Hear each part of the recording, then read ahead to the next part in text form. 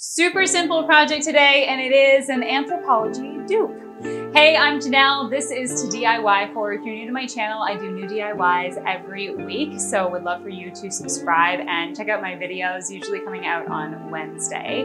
Now, you can also follow me on Instagram. I am sharing more of my life there, more of my life with my dog, and sneak peeks into some of the DIYs as well, but that's a great place for you to connect with me if you're trying out any of your DIYs, which many of you have shared with me in the past, so I love to see that.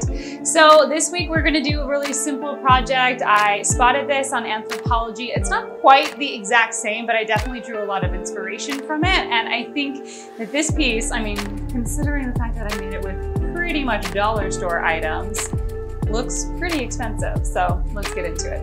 So this is what I picked up from the dollar store. It's 6 boards, they're thin MDF, and what I'm going to do is glue them all together. So just with a little bit of wood glue, spreading this out and layering them on top of each other. This is going to give us the thickness that we want. Of course, you could get an MDF board and cut out a circle if you want, but these are available at the dollar store and it was pretty affordable and they're already pre-cut.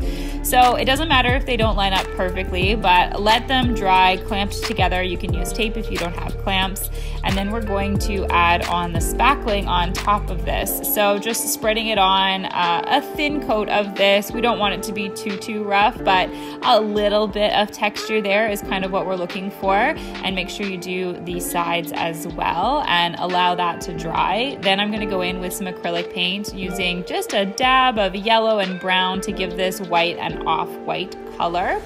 And I am going to mix in some baking soda into here, and that is going to give that texturized paint that is going to help make this entire piece look cohesive, but also kind of give it the faux ceramic look.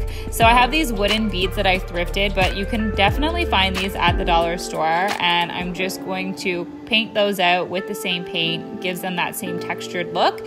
Glue them to the bottom of this piece with some super glue, and this is our little tray that can be, you know, used just to style a few things. You could use it for, you know, something in your bedroom, for your jewelry and things like that, on a centerpiece, really any sort of thing, wherever it looks good in your home.